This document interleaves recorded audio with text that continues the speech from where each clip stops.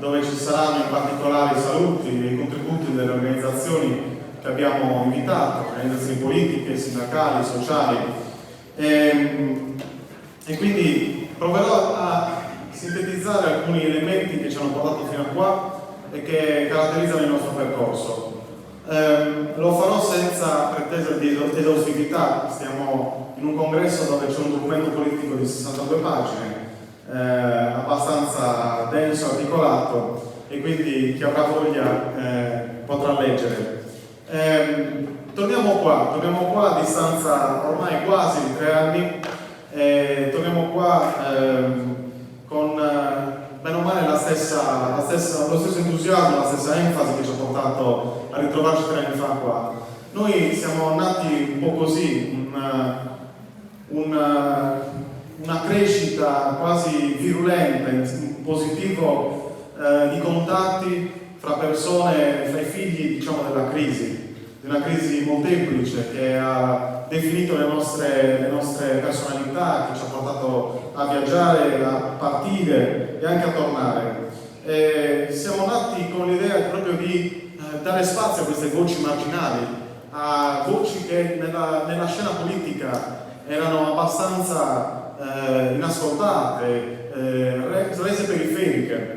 E quindi abbiamo unito una chiamata di speranza a una chiamata volta alla denuncia dell'esistente. Una denuncia forse immatura, forse anche avventata, ma è una denuncia molto precisa contro classi dirigenti e un sistema politico ossificato che ha sostanzialmente condotto l'isola in questa situazione, che non ha preso le giuste scelte per poter quantomeno arrestare il preoccupante, diciamo, volto della nuova questione sarda, che è il degiovanimento della nostra isola, che è il fatto, quella combinazione fra invecchiamento e assenza di forze vive che nella società lavorano, che creano futuro, che creano famiglia, che provano a scommettere in quest'isola.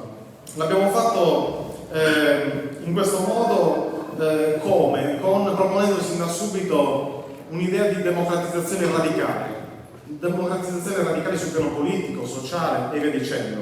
L'idea che la democrazia si dovesse praticare contro il sistema clientelare, contro il meccanismo dei favori, contro il sistema sostanzialmente di esclusione e assorbimento al medesimo tempo delle istanze che ci sono in Sardegna.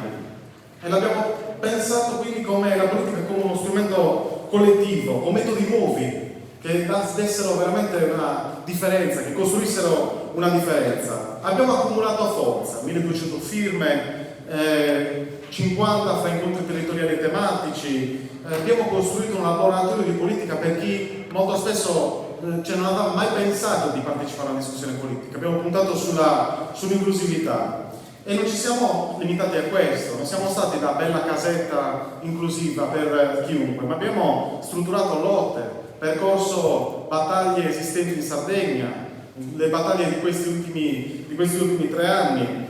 Abbiamo fatto delle prese di posizione molto anche scomode, come quella contro la spartizione clientelare dei fondi pubblici, con la quale abbiamo promosso una petizione.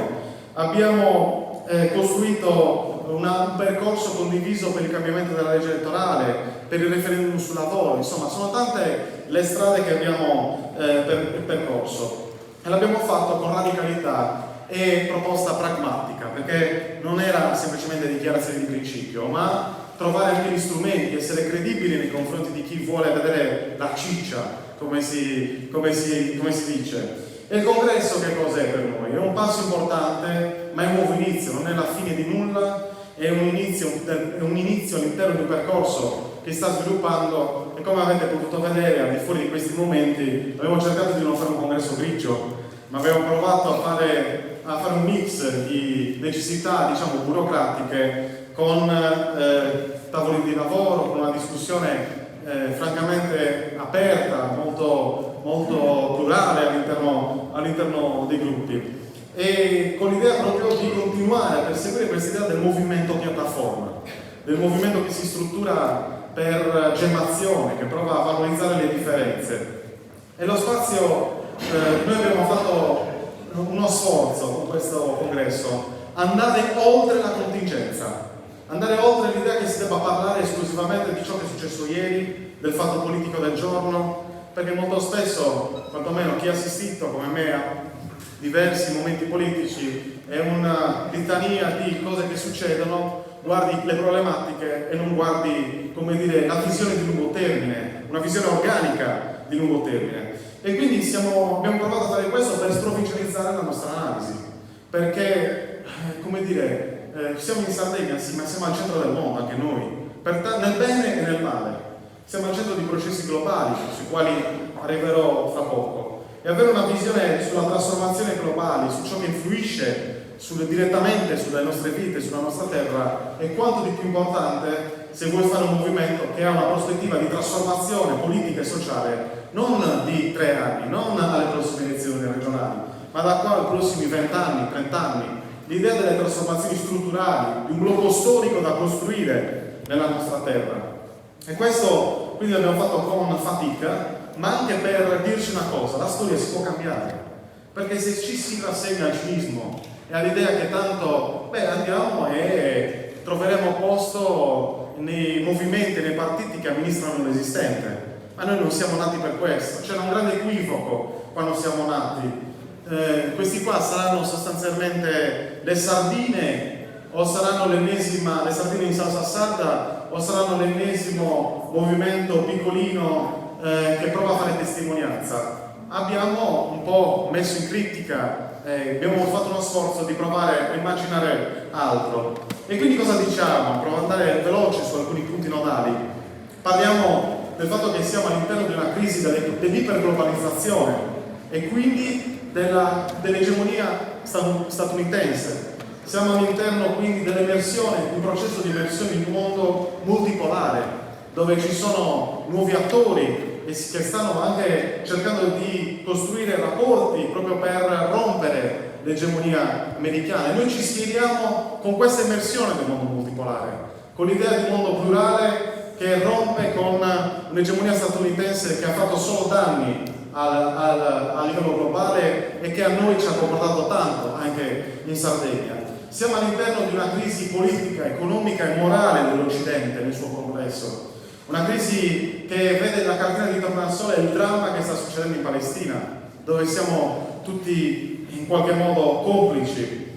E questo mondo multipolare che cosa ci dice sostanzialmente? Che sempre di più i processi di sviluppo capitalistico vedono da un lato chi si dota di strumenti per praticare il cosiddetto capitalismo politico, e parlo dei grandi paesi egemoni, anche in formazione, e tante realtà che sono in progressiva fase di periferizzazione che invece svolgono un ruolo subalterno nel mercato globale. E anche noi siamo in queste realtà, perché stiamo scegliendo la parte sbagliata della storia del XXI secolo. E quindi oggi c'è un punto. Il Novecento diceva alla sinistra la conquista dello Stato, ai movimenti dell'autodeterminazione il fare lo Stato. Noi pensiamo che queste due istanze siano ormai non esaustive, perché lo Stato è stato destrutturato e ristrutturato da questi meccanismi globali della globalizzazione, del capitalismo, che ha riformato lo Stato, il suo ruolo, gli ha tolto anche sovranità, e pensiamo che bisogna pensare a un superamento dall'alto e dal basso degli stati nazionali, soprattutto in Europa, a delle autonomie più forti a livello del basso, confederate fra loro, e a strumenti di politica comune sul welfare, sui salari, per rompere il dumping, per rompere quelle differenze che ci sono fra paesi che tanto hanno conformato questa Europa così ingiusta e così sbagliata, insomma, purtroppo in questi ultimi 30 anni. E per questo quindi siamo per un ripensamento, lo diciamo nella nostra azione: più poteri nel basso e più alleanze intercontinentali, anche fra movimenti politici. Siamo aperti a questo. Siamo all'interno di un ciclo reazionario, pauroso, un ciclo di regressione dei diritti, di attacco ai diritti delle persone. E quindi oggi, di fronte a questa torsione autoritaria, serve il terreno della lotta per la democrazia, una democrazia radicale, è il terreno principale dell'azione politica. degli spazi di tenuta di democrazia, è il terreno principale che ci impegna ogni giorno e che ci rende fratelli, tanto con i palestinesi in lotta quanto con tutti i popoli che oggi stanno combattendo. Quindi qua lo sguardo globale. La Sardegna vive una marginalità politica ed economica e nuove forme di indipendenza che con il combinato disposto del regionalismo e del premierato andrebbero a cristallizzare le disuguaglianze territoriali nord-sud e isole ovviamente che si sono create. E noi però diciamo insomma che di fronte a questo combinato possiamo giocare una partita diversa. Diciamo che possiamo nella nostra storia rifiutare l'idea che siamo una zona di sacrificio, una piattaforma per economie estrattive, per nuove economie estrattive sull'energia, sul turismo, dove i sardi giocano un ruolo di comparse, dove noi non esistiamo, anzi è meglio che ci estinguiamo per essere il paradiso di chi viene a sciacquarsi il culo d'estate. Noi pensiamo che ci sia altro rispetto a questo, altre forme di economia, altre forme di visione politica per la nostra terra. Che fare?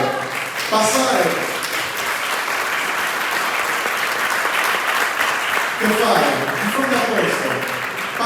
Restare sulla difensiva, piangerci addosso, parlare genericamente, oh siamo un'isola, siamo sfigati, no, ma l'insularità per tante isole non è una sfiga, anzi ci fanno la fortuna e sono anche in crescita demografica. O invece rimmaginare i nostri poteri, costruire delle visioni complessive, radicali, che vadano a toccare i punti strategici per il futuro. L'orizzonte strategico quindi è un orizzonte che non è per la difesa dell'esistente, ma per un suo superamento. E parte innanzitutto da più poteri, su tutti i campi.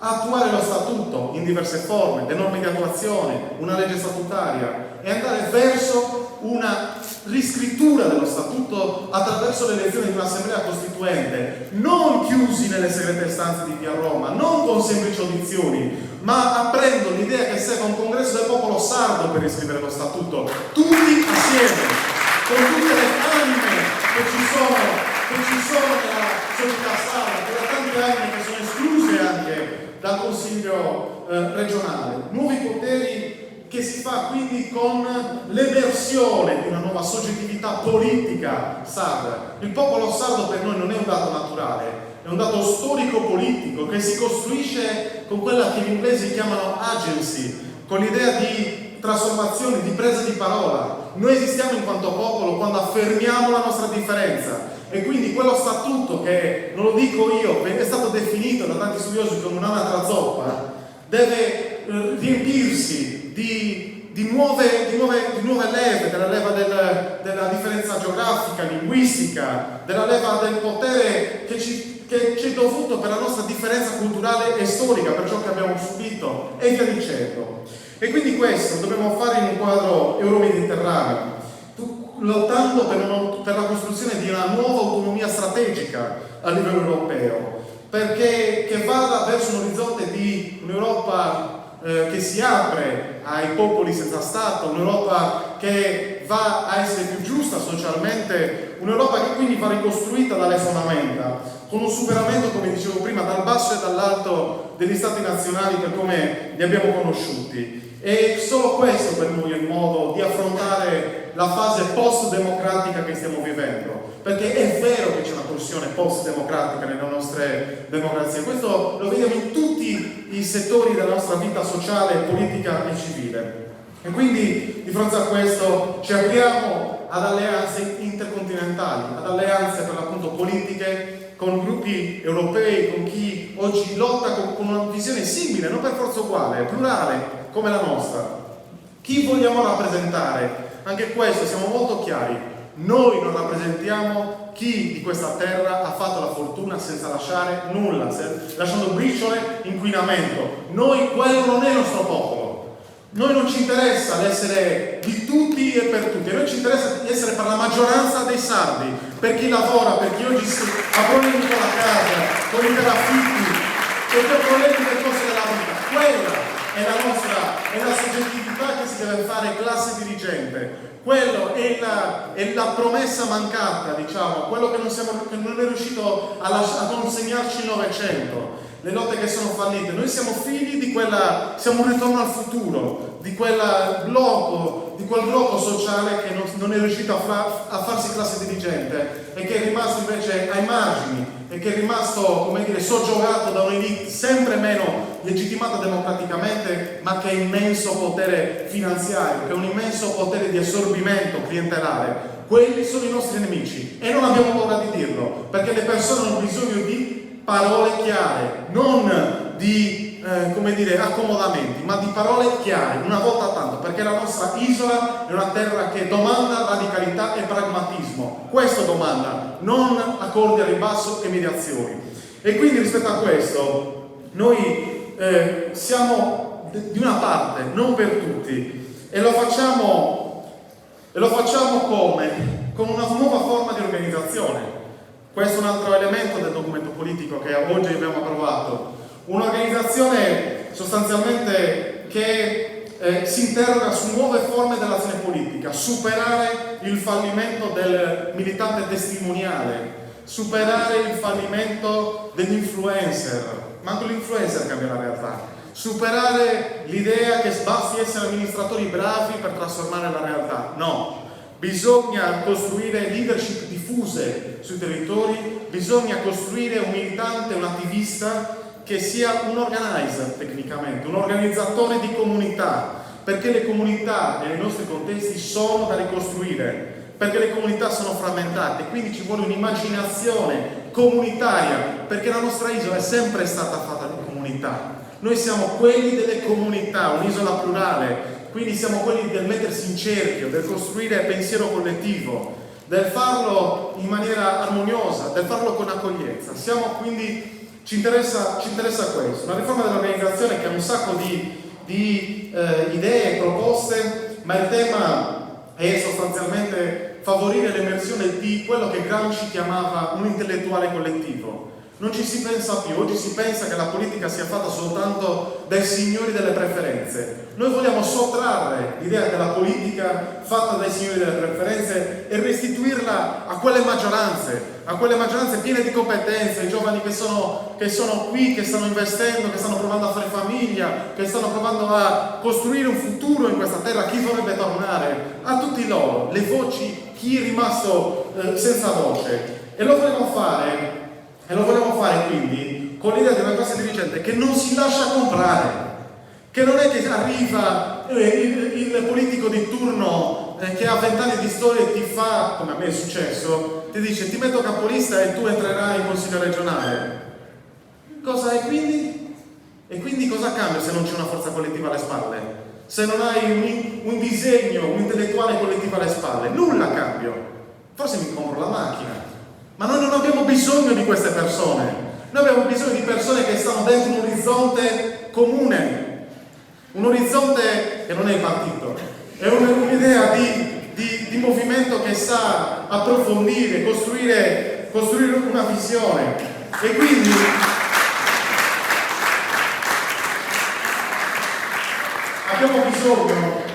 abbiamo bisogno, come ascoltando una volta una presentazione, non di capi, ma di dirigenti tutti importanti, ma nessuno insostituibile.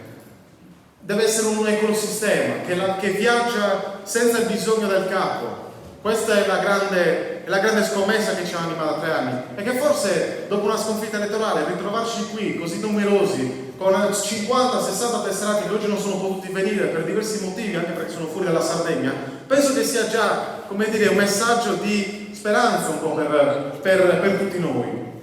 E quindi vogliamo radicarci arcipelaghi di gruppi territoriali, una scuola annuale di formazione politica, una comunicazione strategica multicanale che ci porti ad avere un nostro medium, che ci permetta di lottare all'interno del senso comune. Non è possibile che il senso comune venga fatto soltanto da alcuni giornalai e da alcuni influencer che danno un'idea di sardità retrograda, un'idea di sardità conservatrice. Noi vogliamo una sardità globale, una sardità aperta a processi di identificazione, una sardità nuova che sappia sognare, dare un futuro di apertura. Quindi una lotta enorme sul terreno culturale che dobbiamo fare. E quindi la proposta, e vado verso gli ultimi parti dell'intervento introduttivo, è quella di fare una chiamata nuova. Prima abbiamo fatto 3 anni fa una chiamata sostanzialmente aperta, oggi nominiamo un po' di più alcuni frangenti della società sarda che ci interessa chiamare. Vogliamo chiamare in causa il sardismo diffuso, come lo chiamava Mario Melis, un sardismo che non è, che è anche fuori dal partito, dai partiti esistenti, un sardismo che nelle lotte, nell'idea che venga prima, che la Sardegna viva un rapporto di subalternità, che debba avere nuovi poteri, che si debba reinventare. Vogliamo chiamare in causa il civismo diffuso, il buono civismo delle liste civiche che si impegnano, che progettano, nonostante tutte le difficoltà. Una sinistra frammentata e delusa dalle troppe sconfitte e dai troppi tradimenti che ci sono stati, perché questa è la verità. I comitati, le singole persone, le forze autonomiste, indipendentiste, e dirci: guardiamoci in faccia, abbiamo un'incredibile opportunità, con metodi nuovi, con delle forze nuove. Abbiamo lo spazio politico, volendo, enorme in questa terra. Questa terra domanda ogni giorno l'emersione di una forma di organizzazione di questa diffusa volontà di potere, un potere come verbo, non come sostantivo, un poter essere, un potersi curare, un poter studiare, e poterlo fare con una classe dirigente che ti rispecchi finalmente, una classe dirigente che dia forza alle tue idee. Bene, è lì che stiamo andando, e quindi la proposta è qua. Colgo la palla al balzo di fronte alle forze qua che ringraziamo con tanto piacere per essere riusciti a venire, per aver riconosciuto questo spazio, è quello di costruire assieme, di trovarci a costruire assieme una piattaforma aperta, capace di attrarre giovani, amministrazioni, singoli, e con incontri, discussioni tematiche, con la costruzione di media autonomi, guardare ad altre esperienze europee per capire anche come muoverci. Noi dobbiamo fare questo perché non c'è più tempo, perché c'è un'urgenza storica di farlo questo, di trovarci, e quindi serve l'idea di un movimento federativo di secondo livello che poi superi anche le forze esistenti, le forze promotrici. Lo dico senza problemi. Sardegna chiama Sardegna, non vuole continuare a vivere per bellezza, per stare a posto con la nostra coscienza. Noi, se domani si realizzasse uno spazio più largo, aperto, siamo pronti ad abbandonare i simboli, a costruire qualcosa di davvero che sia utile, perché la politica non si fa per stare bene con noi stessi, forse una parte sì, ma in larga misura si fa per trasformare la realtà. Quindi è una missione più grande questa, che è quella che questo abbiamo. E quindi abbiamo in testa e siamo fortemente convinti di una straordinaria opportunità, di una nuova categoria, mettiamo all'agenda, una categoria nuova che deve riempirsi di contenuti, l'idea di un sardismo democratico. Perché? Sardista perché? Perché è legato a storiche battaglie per la trasformazione sociale e una risposta sui poteri della questione sarda, perché è un'eredità storica di dote diffuse, non solo, ribadisco, del partito, che in certi frangenti storici ha certamente avuto un ruolo importante nella nostra terra, ma il tema più grande per noi è non essere affiliati alla nostalgia. La nostalgia ferma, la nostalgia è un qualcosa di improduttivo sul piano politico. Il tema nostro invece è inventare un ritorno al futuro di quel movimento che era osservato con attenzione da Antonio Gramsci, perché univa i pastori, i contadini, perché c'era bisogno di costruire per l'appunto un'alleanza con il Partito Comunista nel 1924 per costruire la Repubblica federale socialista in Italia. Questa era la proposta di Gramsci, e noi sostanzialmente a distanza di 100 anni da questa proposta sostanzialmente stiamo calcando le stesse, con nuove grammatiche, con nuove idee, cioè l'idea di una forza di massa, di una forza sardocentrica, di una forza che sappia interpretare le istanze sociali dell'isola e darle una prospettiva di trasformazione di governo, e quindi radicata nei contesti sociali, produttivi e culturali dell'isola. Sostanzialmente attualizzare e dare forma a un pantheon ideale che va da Angioy, passando per Gramsci, passando per Simon Mossa, passando per Mariana Bussalai, passando per anche Michela Murgia, passando per tante persone che in qualche modo hanno dato hanno dimostrato che in Sardegna c'è un'anomalia forte dello scenario politico e che va riconosciuta, e che noi siamo i primi a doverci credere in questa anomalia e renderla normalità e dire che ce la possiamo fare a costruire forza che incide, che cambia la storia in questa terra. E quindi questa idea è chiama a una progressiva conquista di una soggettività storica dei gruppi sociali maggioritari sardi. È il farsi del popolo prima ancora del farsi dello Stato. Attenzione a questo passaggio. È il farsi della soggettività storico-politica prima ancora dell'idea che uno Stato sardo possa essere la panacea di tutti i mali. Come ho detto prima, può essere un'idea che è anche superata dalle trasformazioni globali, e quindi serve un'idea di superamento dal basso e dall'alto degli stati nazionali con forti autonomie confederate tra loro e tanto altro. Non è il caso di approfondire ulteriormente. Il tema è l'autonomia integrale, sempre accezione di Gramsciana, l'idea di un popolo-stato che si fa soggettività, che si fa storia.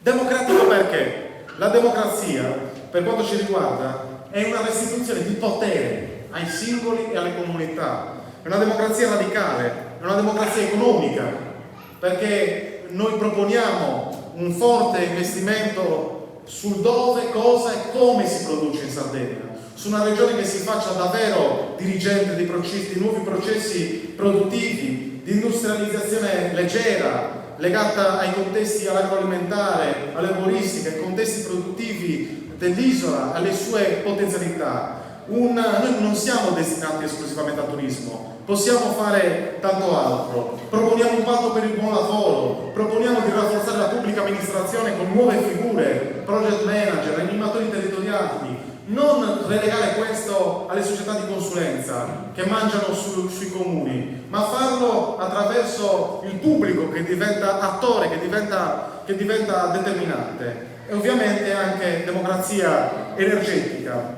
Vogliamo rafforzare la base produttiva esistente, perché qui in Sardegna bisogna produrre, non si può vivere di rendita o pensare che bisogna aspettare l'estate per vivere, come qualcuno ci vorrebbe convincere. Qui si può produrre, dobbiamo essere convinti di questo. Una democrazia cognitiva, come diceva Edgar Morin, perché soltanto con l'idea di una istruzione di massa, un'idea di un'istruzione alta per tutti, si possono rinnovare i processi produttivi, si possono fare nuovi prodotti, si possono ricostruire un nuovo tessuto democratico. Noi pensiamo che le scuole e le università possano fare tanto in tal senso, una legge quadro sull'istruzione, un diritto allo studio diffuso, perché il calo demografico è un'opportunità in questo senso. Noi possiamo dare l'istruzione gratuita per tutti, dal nido all'università in Sardegna, se ci fosse una politica seria. Dobbiamo perseguire questa strada. È una democrazia linguistica, per dare spazio alle lingue di Sardegna, poterle parlare ovunque, in ogni contesto pubblico, avere un nuovo piano di politica linguistica. È una democrazia culturale, sociale, sanità, trasporti, cura, invecchiamento attivo, la grande sfida dei prossimi decenni, con un nuovo ruolo del pubblico anche in tal senso e del terzo settore. Una democrazia dei generi, una democrazia per abbattere le differenze, per dare a tutte la possibilità di poter vivere liberamente, di superare queste disuguaglianze profondissime di genere che si trasformano in violenza quotidiana. Una democrazia politica, perché votare ogni 5 anni non è democrazia. Serve cambiare certamente la legge elettorale, ma servono nuovi meccanismi di partecipazione costante alle decisioni, dalla basso fino all'alto. Una democrazia ecologica, perché non siamo i soli qua, perché bisogna ricostruire un rapporto fra umano e natura, e la Sardegna è ricca di una bellezza e di una giustizia ecologica che noi dobbiamo provare a fare con i patti per il territorio, con i custodi del territorio e del mare, e che dicendo. Quindi vado verso la chiusura davvero. Il sardismo, in questo senso, questa idea di sardismo democratico è un'idea densa di inclusività, di apertura. È è un'idea densa di apertura ai soggetti che sono stati sempre esclusi dalla partecipazione politica, che hanno sempre faticato, le donne, i giovani migranti, molto spesso sui quali si parla per loro e non si parla con loro, non si fa parlare loro, non si costruiscono spazi in cui possono parlare. Noi abbiamo provato a praticare radicalmente questo e non a caso abbiamo anche invitato le forze politiche se ce la facevano, a intervenire con figure femminili. E abbiamo fatto questo perché pensiamo, insomma, che serve veramente avere un'idea nuova, un'idea attrattiva, e siamo chiari. Questa idea non deve far sconti né alle rendite parassitarie esterne né a quelle interne. Non ci sono alleanze di sorta possibili con gruppi con guagli di potere, come ho già detto all'inizio, che sostanzialmente rischiano di farci fare al massimo una rivoluzione passiva, fare dire tutto per non cambiare nulla. Qualcuno, insomma, che voleva cambiare tutto per l'appunto e che è entrato nei palazzi, possiamo dire che ha tradito molte delle aspettative. E in questo quadro, quindi, la nostra, e ci tengo a dire questo, a dirlo con forza, non è una visione del movimento per, ribadisco, un movimento per fare movimento, per fare innovativi e fare i giovani, perché non siamo solo giovani, fortunatamente, che è così, gli piace fare. Noi andiamo al governo, noi andiamo a costruire una prospettiva che vada a colpire il sentimento diffuso in Sardegna, un sentimento disponibile, se c'è una proposta credibile, una proposta pragmatica, competitiva e non di testimonianza, noi andiamo a quello e non ce ne vergogniamo. Vogliamo convincere le persone che possiamo andare, magari non fra 3 anni, ma fra 10 anni sicuramente noi saremo competitivi. È una strada lunga, una strada che ci comporterà tanti sacrifici ancora. Per questo tutti siamo importanti, ma nessuno indispensabile. E sappiamo di interpretare una volontà diffusa che però deve farsi soggettività. E chiudo facendo un appello a chi interverrà dopo, a chi ci sta ascoltando, perché questo pomeriggio sarà pubblicato sui nostri canali, a chi fa parte del mondo, diciamo, dell'autodeterminazione, dico questo: apriamo ponti di discussione e convinciamoci di una cosa: non c'è possibilità di avere nuovi poteri se non si è radicalmente dalla parte della maggioranza e dei suoi interessi, di chi oggi deve affrontare il costo della vita, e quindi se non si è radicalmente per politiche redistributive, se non c'è questa congiunzione non si va da nessuna parte. Ai mondi della sinistra dico: essere di sinistra oggi in Sardegna significa avere a cuore il fatto che non conta soltanto poter restare e fare ed essere, come dire, ottenere strumenti di benessere, ma il benessere senza la possibilità di decidere qui che cosa fare è nullo, è un'illusione. Essere di sinistra significa essere anche per l'autogoverno, per l'autodeterminazione. Questo è il punto. Perché non sto dicendo nulla di nuovo. La storia del socialismo e del comunismo a livello dalla fine dell'Ottocento passando per il Novecento parla tanto di queste parole. Parlava dei consigli di fabbrica, parlava di forme confederate, parlava di tanto. Perché si ha paura di questo? È una paura insensata, vuol dire più democrazia, più partecipazione, più prossimità del governo, e vuol dire non chiudersi in un'ottica provinciale, ma avere un'idea globale. Noi siamo provinciali, se continuiamo a sentirci periferia di Roma, questo sì che significa poter essere provinciali. A chi ci sta ascoltando ed ha creduto nel Movimento 5 Stelle, spinto dall'idea che potesse affrontare l'annosa questione morale che continua a essere un segno della democrazia italiana dal dopoguerra a oggi, l'idea che ci sia comunque un pezzo di elite, di corruzione, l'idea di una volontà di trasparenza. Dico, guardate, noi sardi siamo persone un po' strane talvolta, però siamo quelli che guardano più all'esempio che alle narrazioni del cambiamento. Ci piace vedere che le cose si fanno, non che le cose vengono narrate e che si racconta il cambiamento per non cambiare nulla. Abbandonate la narrazione, venite a fare. dico agli amici, a chi ha creduto nel Movimento 5 Stelle, venite insieme a noi, a fare con noi, a credere che sia possibile dare spazio alla maggioranza delle persone con questi metodi, con questa visione, che è una visione di giustizia sociale, che è una visione aperta al futuro.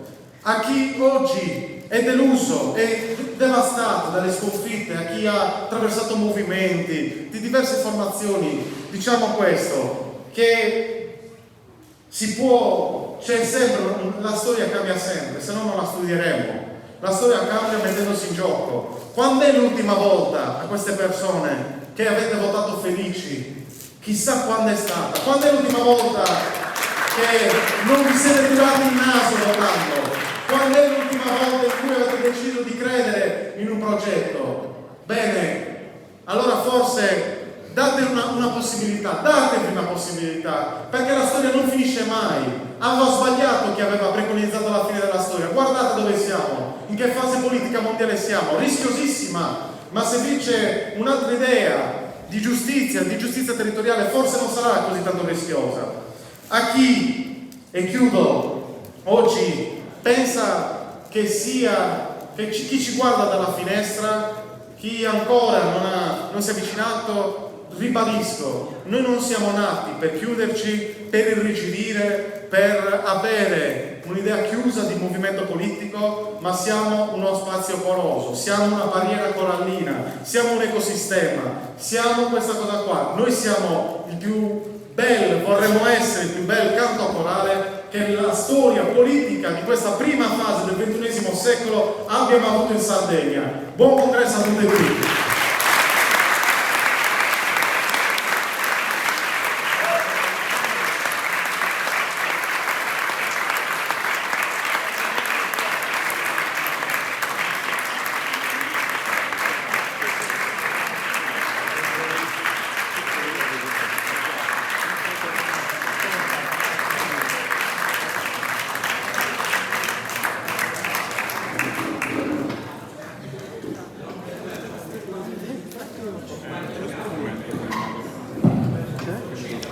Grazie Danilo, emozionante come sempre, bravissimo. Allora, è il momento di votare il documento politico, quello che abbiamo discusso tutti insieme fino a questo momento, per cui vi pregherei di tirare fuori il vostro tesserino. Oddio, dobbiamo rivotare. Il documento politico, messo insieme. Allora, il documento congressuale l'avete avuto a disposizione, ci sono stati gli emendamenti, li abbiamo discussi e votati, ora è il momento di votare il documento nel suo complesso, che sarà il mandato politico che Sardegna Chiama Sardegna darà come incarico al nuovo gruppo di cura. Chi è favorevole al documento politico?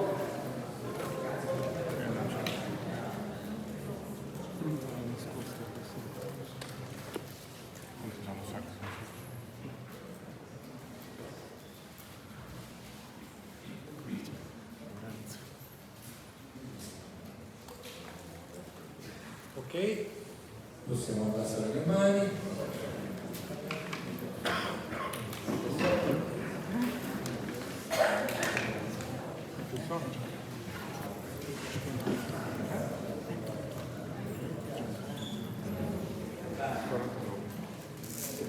Chi è contrario? Chi si astiene?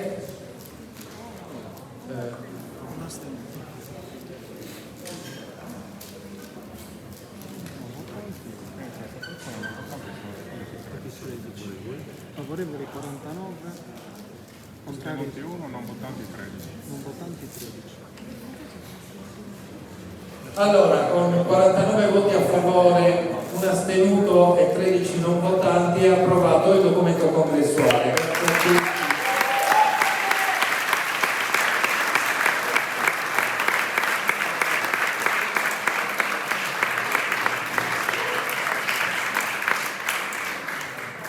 Allora, per il gruppo di cura, il gruppo dirigente di Sardegna Chiama Sardegna, hanno votato in 60. Il candidato presidente Maurizio Onnis è stato eletto appunto presidente con 56 voti.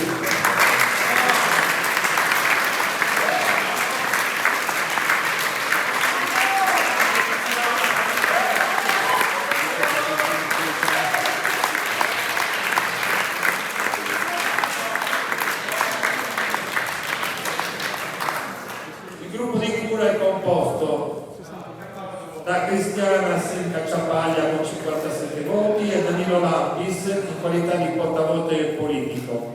Ne abbiamo due, un uomo e una donna.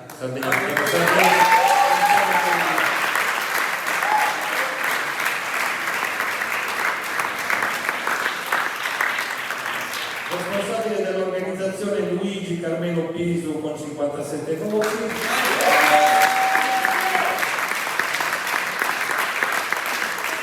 Responsabile dell'organizzazione Claudia Puglivetto con 60 voti.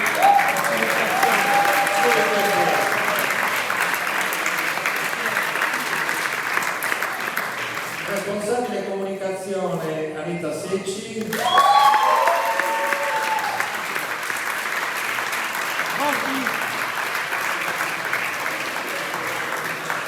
Tesoriere Alessio Silvestrini 57 voti.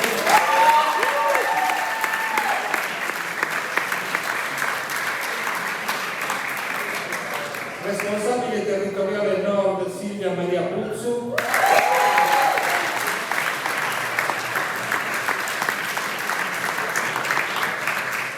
Responsabile territori centro Ivana Cucca.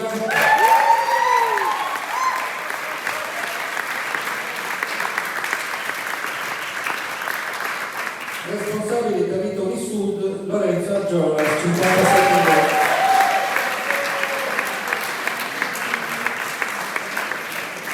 Allora, il collegio di garanzia composto, tutti e tre hanno avuto 57 voti, è composto da Antonio Vincenzo Molino,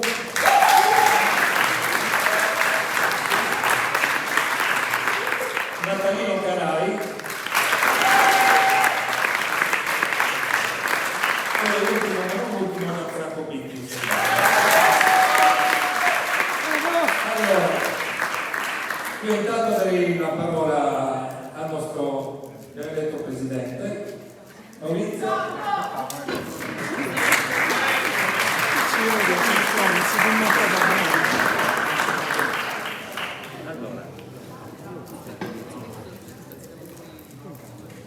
Non ho un ordine dei lavori.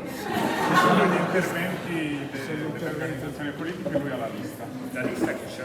Ce l'ho io. Passiamo la parola al segretario. Grazie. Allora è arrivato il momento degli interventi degli ospiti. Ci sono. Allora, partiamo con Enrico Online di Fondazione.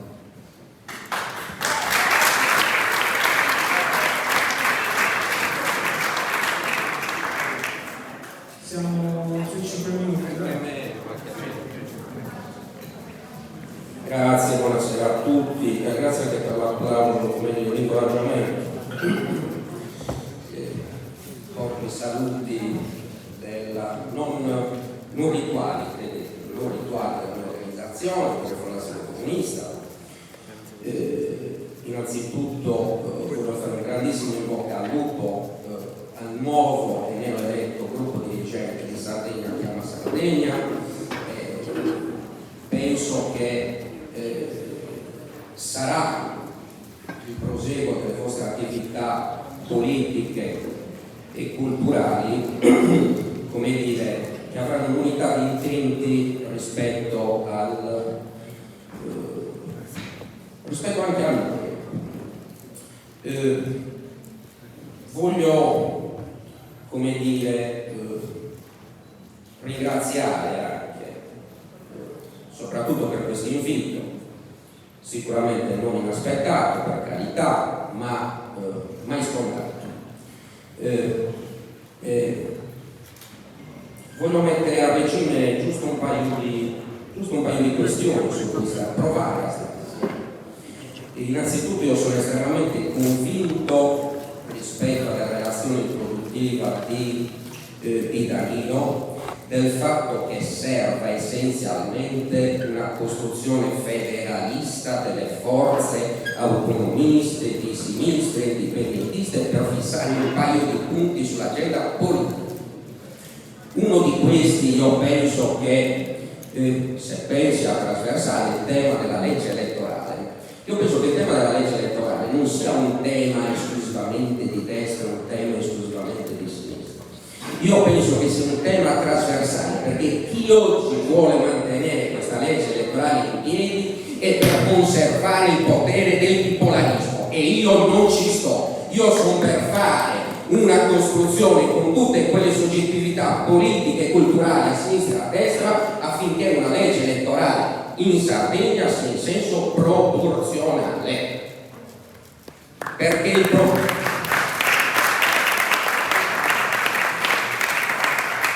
e lo affermo questo fatto non soltanto perché l'ultima esperienza elettorale regionale, come dire, non ci ha permesso di entrare in consiglio regionale noi assieme, c'è anche Renato, non lo dico soltanto per questo. Io non penso che questo sia il punto determinante, ovvero il fatto che un pezzo di Sardi non sia stato tenuto in considerazione all'interno del Consiglio regionale. Io penso che ci sia un elemento fondamentale rispetto a ciò, che la proposta politica della coalizione sarda si poneva in alternativa su un paio di punti rispetto al conservatorismo. Cioè è stato tirato fuori dal Consiglio regionale della Sardegna una posizione di alternativa, non una posizione, come ho sentito, esclusivamente sardista. Guardate che ci sono delle regioni in Italia che hanno degli sbarramenti uguali al nostro. Non è un punto, ovvero quello di togliere i sardi e il sardismo dal Consiglio regionale, è quello di conservare il potere. Noi abbiamo provato a disarticolarlo quel potere. Forse non ci saremmo riusciti in termini elettorali, è vero, perché non siamo riusciti ad entrare all'interno del Consiglio regionale, ma siamo riusciti a disarticolarlo all'interno della società. Uno su tutti, il tema che è stato al centro della nostra campagna elettorale, che è stato il tema dell'Agenzia Pubblica dell'Energia. Se io oggi vado a vedere la legge che ha costruito la TOTE sulle aree idonee per le energie rinnovabili, io trovo un punto che si trova perfettamente in linea con il centrodestra, che è quello di finanziare i privati con 800 milioni di euro nei prossimi 3 anni per foraggiare l'iniziativa privata. Bene, io non ci sto, io sono per costruire e continuare quel pezzo di alternativa con tutte quelle soggettività che ci stanno. In questi ultimi 30 secondi voglio, non voglio sollecitare un tema che è il tema della strategia, perché il tema della strategia, ogni soggettività ha la propria strategia, ma l'augurio puntuale è quello di provare a stare insieme su temi singoli come questo. Io sono per farlo quel sistema federalista di soggettività, ma su punti concreti mettiamoci d'accordo quali sono i punti concreti. Ultimo punto, il tema della sanità. Io sono per stare anche assieme sul tema della sanità. C'è una proposta in campo, non si va a dirlo, per portare i medici cubani in Sardegna per colmare quel gap di medici che sono pagati a gettone, vengono pagati 10 volte tanto. C'è un piccolo problema, questa cosa non passa. Bene, possiamo dirlo che possiamo stare assieme per ricostruire una nuova legge che tenga assieme la sanità pubblica sotto tutti i punti di vista e non dobbiamo andarci a curare a Milano o a Roma? Noi siamo per fare questo. Se ci troviamo su questi punti e tanti altri che per ragioni di tempo non ho potuto elencare, sono molto contento di continuare queste esperienze con voi. Grazie. Grazie.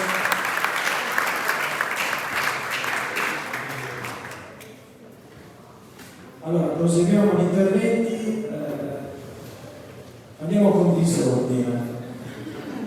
Circolo Ugo Cialis, Giacomo Lui.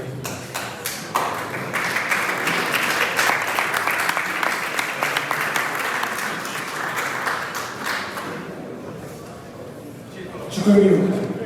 Perché me salute a tutte e a tutti. In premessa devo dire una cosa, era da tanto tempo che non sentivo un intervento del profilo di Danilo, insomma, dell'importanza dell'intervento che ha fatto Danilo.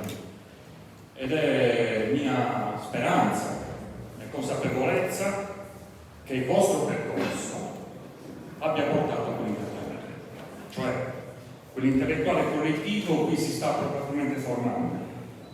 E devo dire che ho assistito a un processo democratico che mi ha risvegliato alcune voglie di militanza.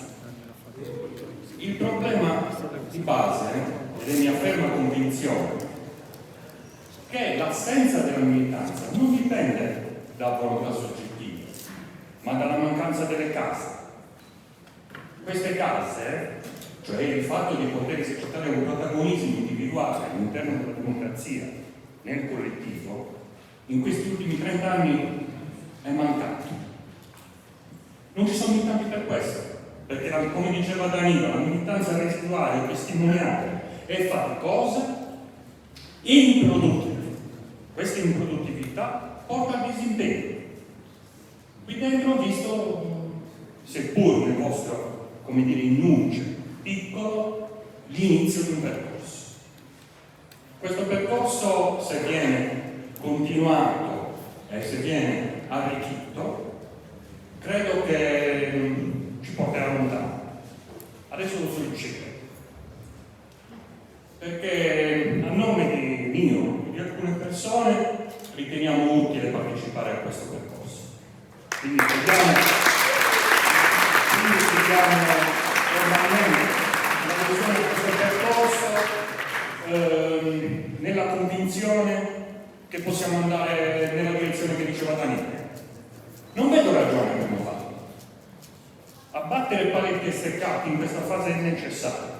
La politica in Sardegna si è ridotta a microgruppi familiari, familistici, piccoli leader.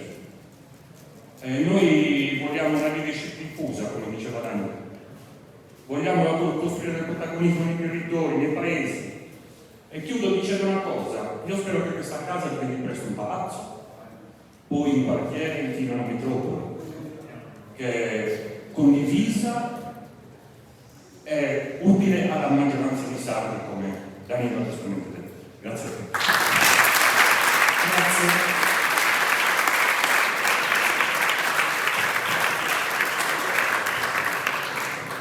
Sono commosso. Io chiamo, sempre andando con disordine, la Presidente dell'ANCI Sardegna, Daniela Forlani.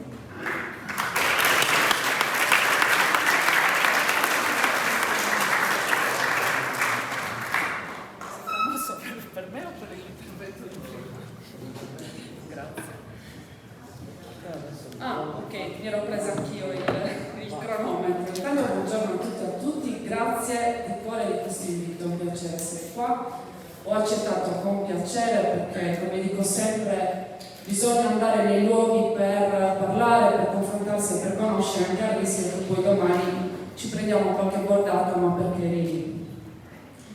Quando venivo qua, intanto auguri di cuore alla nuova classe dirigente, lunga vita, vi auguro davvero tanta strada e tanto cammino proficuo per la nostra Sardegna.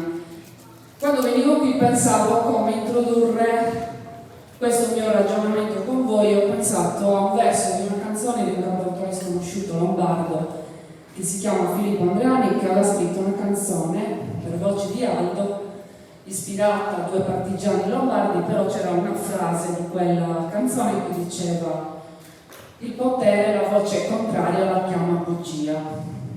Perché dico questo? Perché ogni volta che si solleva e comunque c'è un movimento, qualcuno che prova a dire la sua, automaticamente si chiudono le maglie di chi governa o di chi comunque detiene il potere in un determinato momento, dicendo che si stanno dicendo tante fesserie o che non si ha quasi diritto di parola.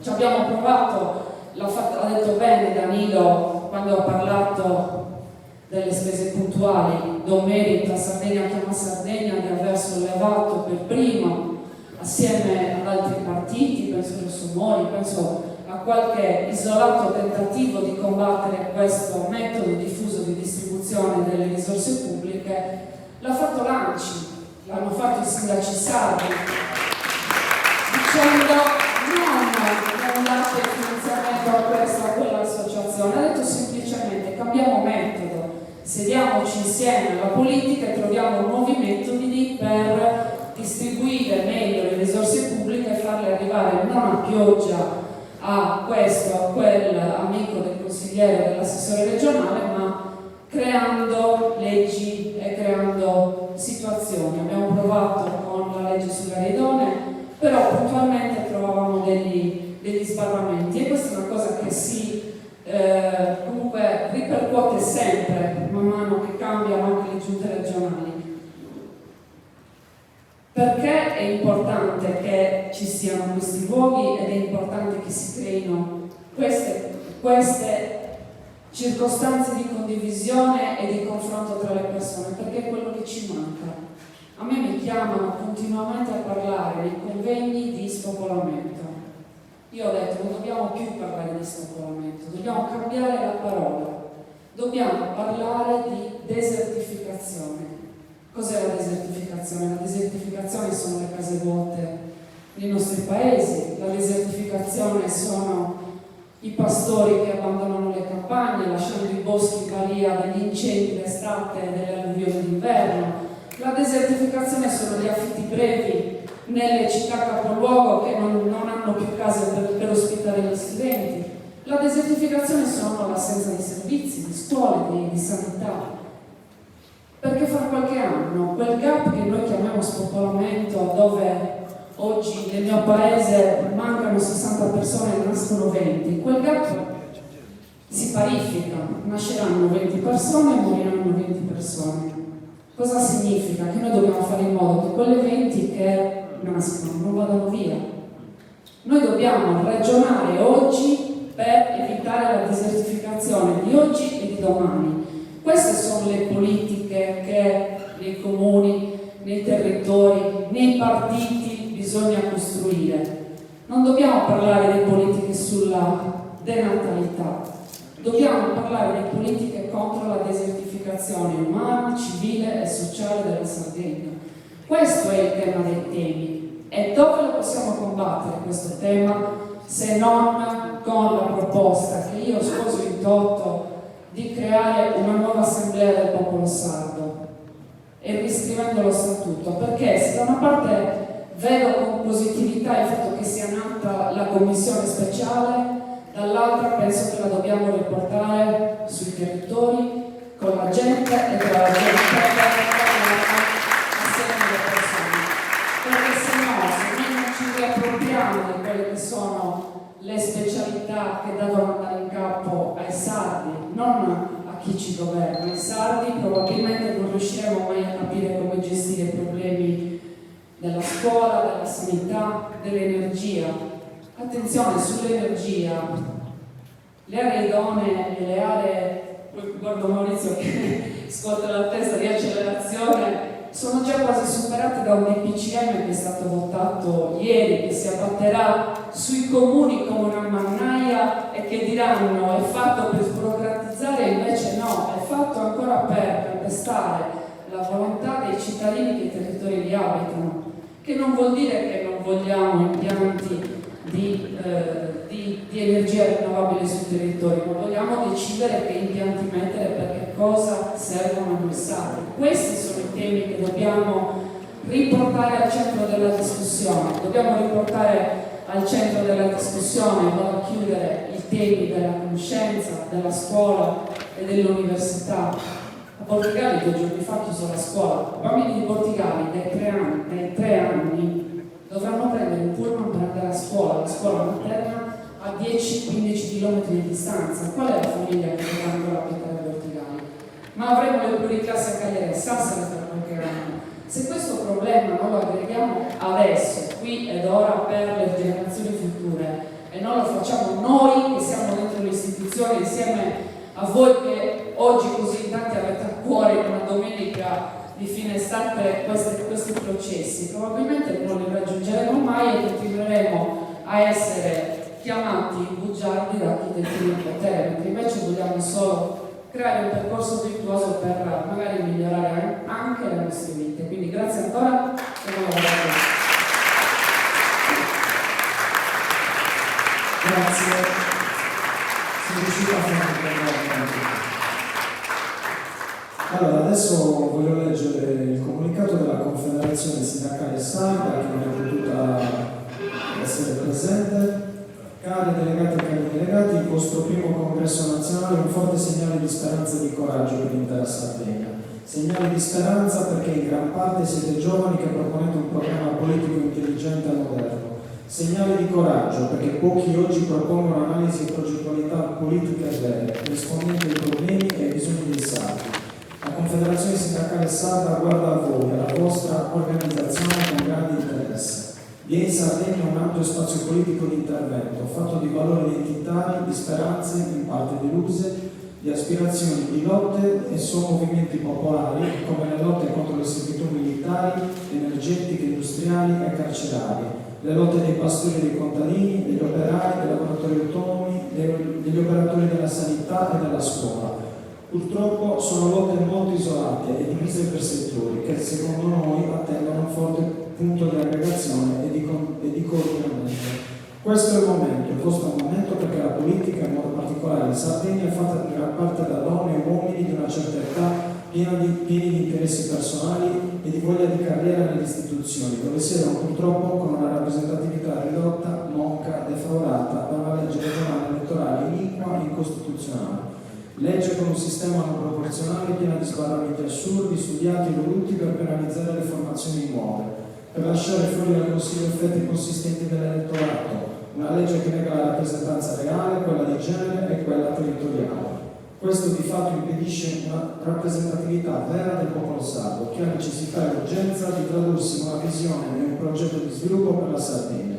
Avrete molti ostacoli e nemici nel vostro percorso, come li ha avuti e li ha tutt'oggi la Confederazione Sindacale Sarda, che ha imparato nei suoi 40 anni di vita a non aver paura, a non farsi condizionare dai suoi avversari, il più delle volte falsi amici e compagni di battaglia che invece devono essere comuni e unitari, come quelle della lingua sarda, che va insegnata nelle scuole degli ordini grado, un lavoro vero e dignitoso che porti vita, utilità e benessere, industrie non inquinanti, leggere e produttive, una sanità diffusa nei territori, con strutture come le case della salute, veri e propri piccoli ospedali e non semplici presidi, trasporti efficienti da e per la Sardegna, trasporti interni veloci anche a chiamata. Certo non possiamo rincorrere chi offre sviluppo e occupazione proponendo fabbriche d'armi come la RV Italia di Domus Novas Iglesias, che oggi con le guerre in atto ha triplicato la produzione, il fatturato e il personale che, tolte le 102 unità di propaga, le restanti 135 sono lavoratori precari. Nella grande manifestazione del 1 agosto 2025 davanti a quella fabbrica di bombe di morte, la manifestazione organizzata dalla CSS, da Sardegna Pulita, da Donne Ambiente Sardegna e Socio Consumatori Sede Sardegna, a cui hanno aderito 34 comitati, associazioni, movimenti e 10 sacerdoti, operatori di pace.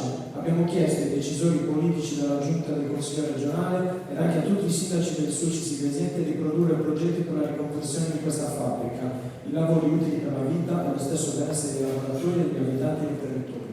Per ora nessuna risposta, se non quella di sanare gli abusi già condannati da sentenza del Consiglio di Stato e ora pare vergognosamente condannati da autorizzazioni regionali tramite via ex post che consentiranno l'apertura della fabbrica. Noi della CSS affermiamo che costruire bombe, armi di distruzione di massa, utilizzate in tutti i teatri di guerra come l'Ucraina e la stessa striscia di Gaza dove è nato il genocidio del popolo palestinese da parte del governo sionista di Israele, armi che distruggono interi quartieri e uccidono centinaia di migliaia di civili, tra cui donne, bambini e anziani e giovani soldati inconsapevoli, non è lavoro.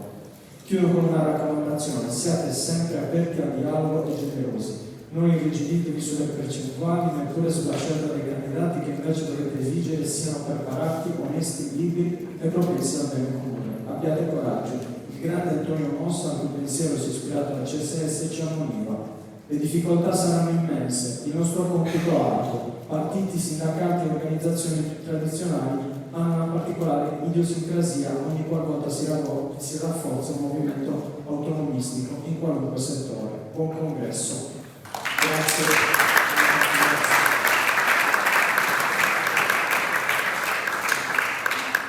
Leggo un comunicato dell'Associazione di Amicizia Sardegna-Palestina che non è potuta essere presente per giustamente altri impegni dovuti alla drammatica situazione a Gaza. Cari compagni e compagni di Sardegna e Sardegna, considerato il momento estremamente delicato per la Palestina, ci ritroviamo oggi impegnati nella ridefinizione di quello che è il ruolo degli attivisti e delle attiviste sarde nel movimento di solidarietà alla lotta palestinese. Per questo l'invito al vostro primo congresso rende onore ai volontari e alle volontarie della nostra associazione. Non potremo essere presenti domenica in quanto impegnati su altri fronti di sensibilizzazione e divulgazione. Ci poniamo in un'ottica di collaborazione futura e apertura al confronto. Non mancheremo di seguire le vostre prossime attività e saremo lieti di leggere il documento politico finale. Un augurio di buon lavoro ai compagni e alle compagne impegnati in questo progetto.